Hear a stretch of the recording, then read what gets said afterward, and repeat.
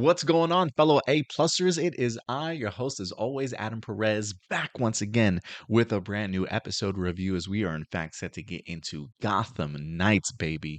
I believe this is episode 11, if I'm not mistaken. I believe we might have ourselves maybe just two episodes left, but it is, in fact, getting juicy. Let's just say that. We even got the opportunity to briefly see some of the preview for next week's episode, and it does not get any easier for our Gotham Knights or even Harvey Dent himself as we wind up getting ourselves a pretty good episode here this week as we get introduced to Duela's mother in Jane Doe, who finally has been released or escaped from Arkham Asylum and is definitely causing all sorts of trouble now that she certainly is out. So I thought the addition for the most part of Jane Doe in here worked out pretty well when it comes to progressing a lot of the character storylines and some really great sort of revelations sort of being revealed once again. Maybe not too many oh shit moments that I think that we're so accustomed to in here. I might have had like one or two, but nothing that like got me out of my seat.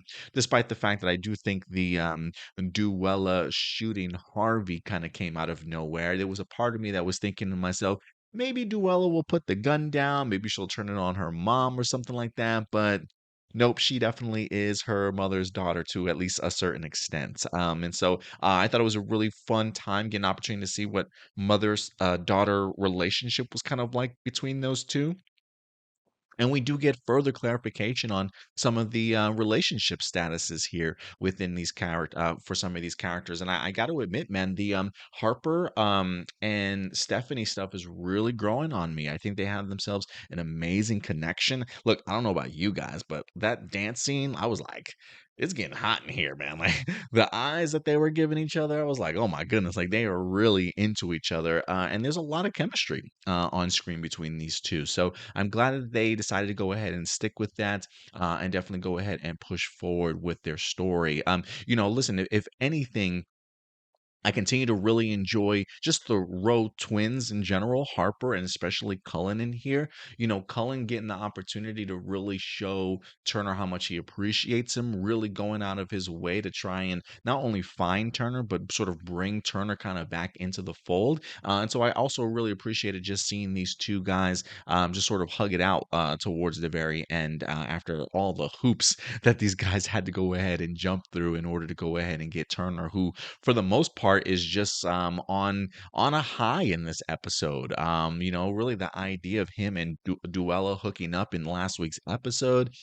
He's kind of got that fuck it sort of attitude. I don't know if it necessarily fits Turner so much. Like an afternoon out with Dula, I think he immediately realizes maybe this isn't the life for me, right? Like it was a lot of fun at first, but I think also the fact that he starts seeing some of Duella's other side, that she may be a lot like her mom, maybe kind of worries him a little bit. And you can kind of see him kind of taking a step back. So there is definitely that aspect of like, hey, maybe we're just kind of hooking up for fun. But Duella kind of maybe emotionally takes that one step too far. And what's interesting to me is seeing Duella along with her mom, especially her mom, when her mom reveals the relationship that she has with Harvey Dent.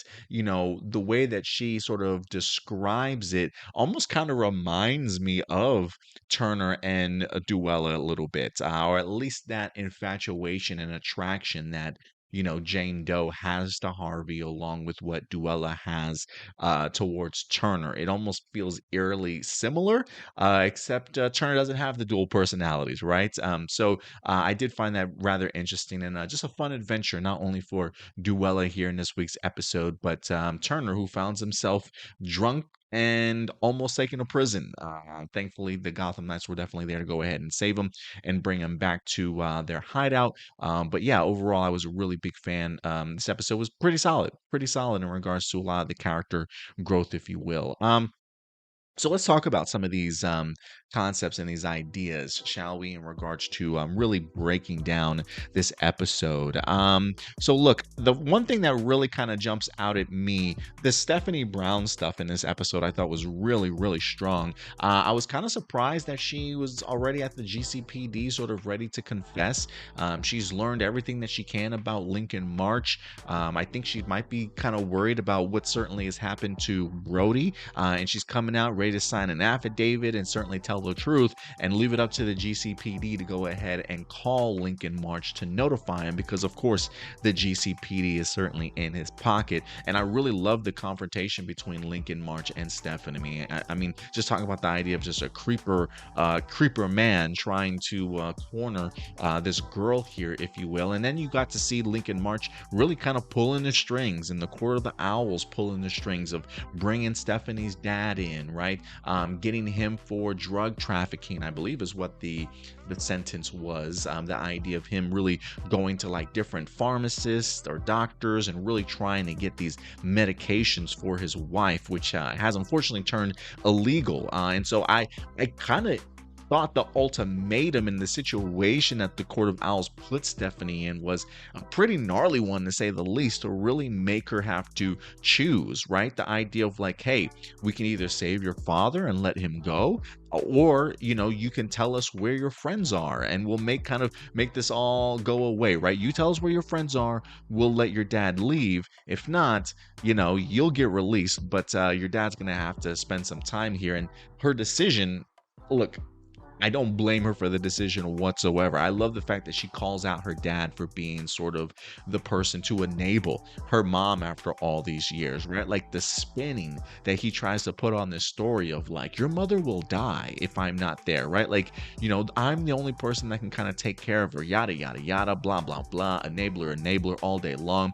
But Stephanie had an amazing performance. The actress that plays Stephanie Brown in here had an amazing performance, especially when it came to standing up to her mom, to the point of like, you can tell she literally has just had it. All the bickering, all the blame throwing back on Stephanie, the pointing of fingers, the using her sort of thing, she has just had it. And I think what made that moment even more powerful, not just the idea of Stephanie standing up for herself, but somebody else stepping up for herself, stepping up for her. The idea of Harper being there, getting the opportunity to witness exactly what the real life of Stephanie Brown is like, and completely opening the eyes for her and kind of taking off the blinders of thinking Stephanie's like this spoiled brat, if you will. Now getting the opportunity to see what her life is truly like. And you got to think Harper can certainly relate, and probably all of that coming back up, knowing who Stephanie certainly is as a person, definitely worth defending. And the fact that she came to her defense,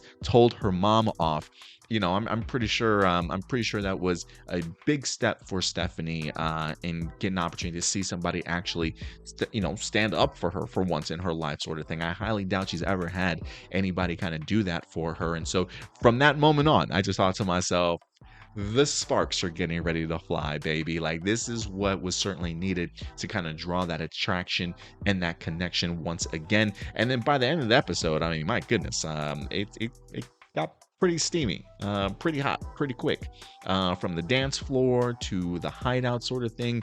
And I kind of also love the fact that she mentions, after she winds up kissing Harper, the idea that the connection is there, right? That spark. She says, so that's what it feels like. I thought that was actually just really eye-opening for somebody like Stephanie, who probably thought that she was attracted to men or just only attracted to men, but not feeling that spark, but now kind of learning a little bit more about herself in regards to being with a woman. At least I'm under the impression this is her very first time, and it's sort of just changed her life, if you will. So I just really enjoyed that moment, not only for Stephanie, but also for Harper as well, as those two finally kind of come full circle, if you will. But really enjoyed their storyline together.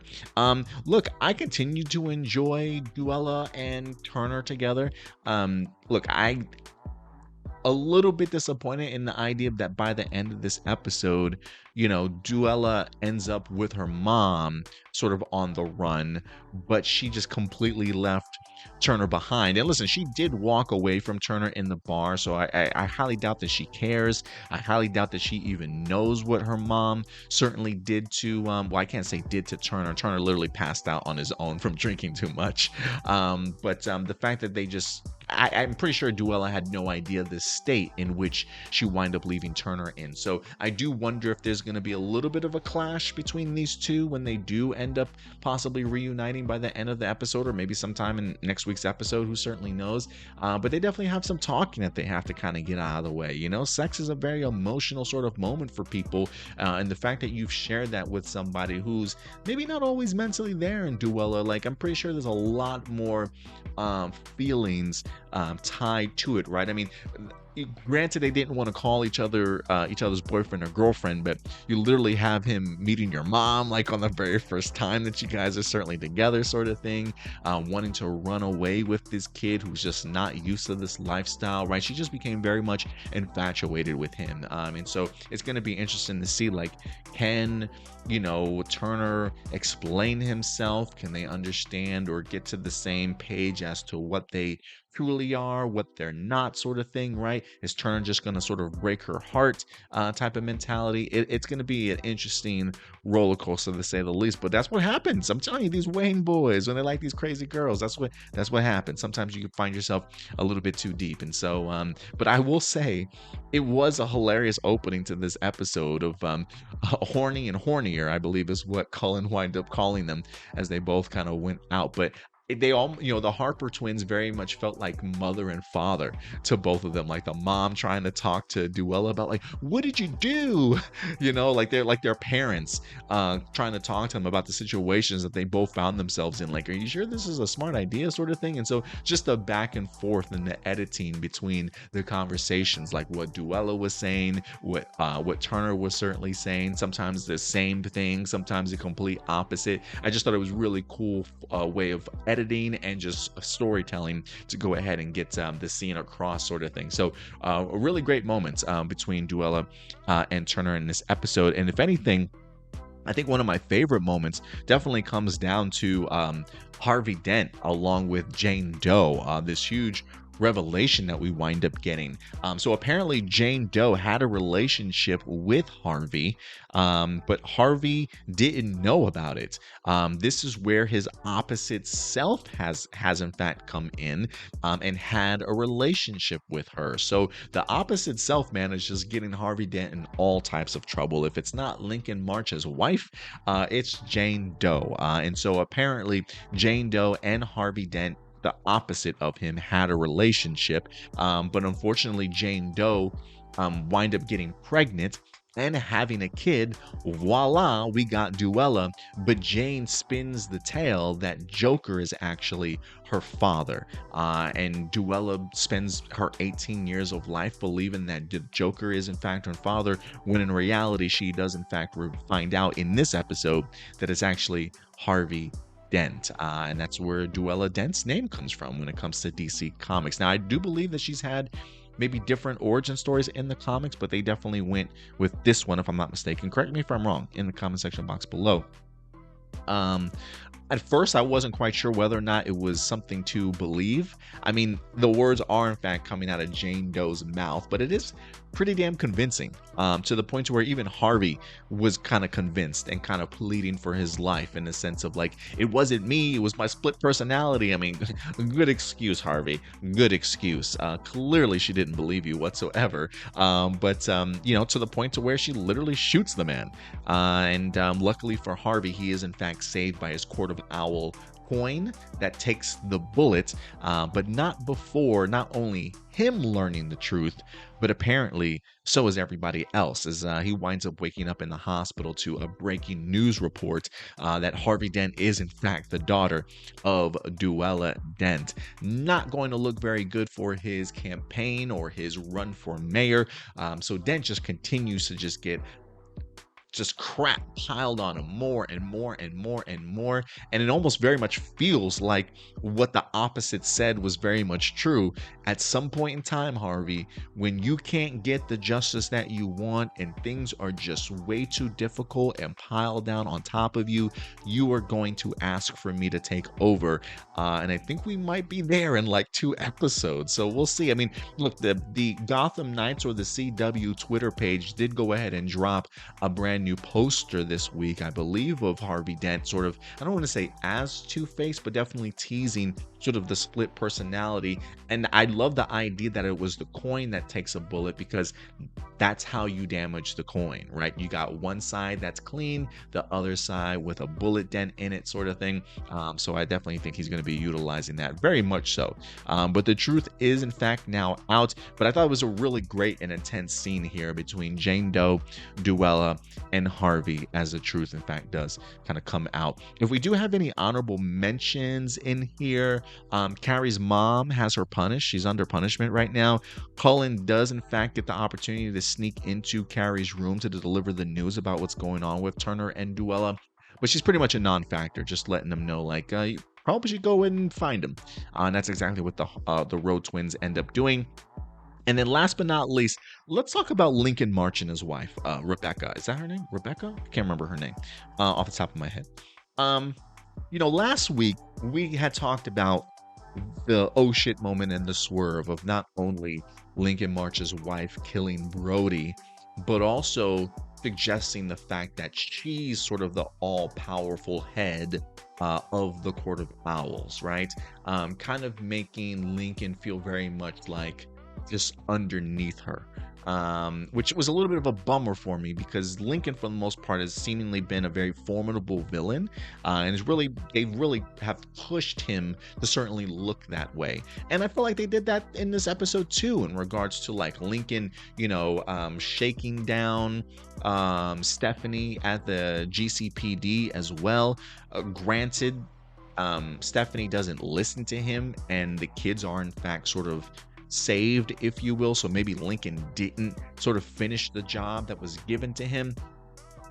I'm gonna give this some time to grow, because I didn't like the idea of her sort of being revealed as the big boss all of a sudden, right? I kind of appreciated the role that they kind of had for her already, and it's just, for me, it felt like it takes Lincoln March down a notch. I used the words castrated, but maybe that's a little bit too strong of a word to use. And so, after last week's episode, I thought to myself, I'm going to give this some time. I felt like maybe I was a little bit too harsh or too quick to kind of judge the situation. Let me see, with the few episodes left, how does Lincoln March's wife really showcase herself? How are the tides going to turn now? Getting into this episode again, I think the issue that I have is the fact that she belittles him. I put in my notes, I hate the fact that she has to put him down like he's a fucking idiot. The way that she talks to him almost really just kind of perturbed me, if that's the word I'm looking for. I don't think it's necessarily considering all the good moves that he has certainly made. And I think that's what kind of ruffles my feathers the most. Almost like she dismisses him too quickly as this big bumbling idiot, when that's never seemed the case to me. Just way too arrogant and snobby, I guess, considering just how I saw her before. Like, it's just, for me right now, it's just too big of a leap to see her go from what I saw her at the beginning to all of a sudden now being the big head one in charge. Now look, I do think that there are some positives to this new direction for her, because now it does put her relationship and the situation between her, Harvey, and Lincoln that much more juicy and that much more interesting to me. Like when she replays his messages at the very end of the, I'll do anything to get you out, or whatever I need to do, sort of thing, it feels very much like plan is forming in her head, or like she plans on utilizing that message to either make Harvey Dent's life worse, or throw some wrench in the plans of Lincoln March, or whatever the case may be. I guess to me, it's just the idea of her using him as a puppet, or maybe not even necessarily as a puppet, but just the belittling of him. Like, I just think you can get the same point across that you're in charge without making someone feel like such a big pile of shit at times. And so I don't know. We'll see. I'm gonna give it some time. I do think that there's a benefit to it, but I also see a negative to this new switching of the roles here between these two. But we'll see, right? Lincoln still has his ace up his sleeve. Brody is in fact still alive. I do believe he might win his mayoralship. Whether or not he just ends up being sort of another puppet for his wife, maybe that's what she had planned for him, certainly all along.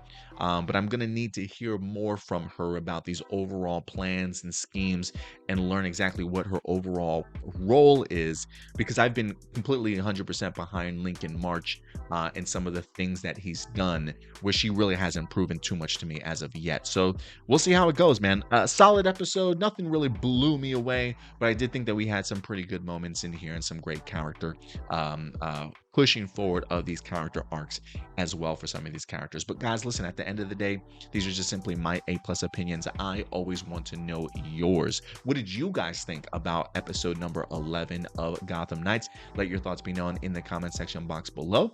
And until next week, we'll definitely continue to discuss this matter until next week's episode. But in the meantime, do me a big favor, as always, take care of yourselves, take care of each other, and keep it A+. I'll talk to you later. Bye.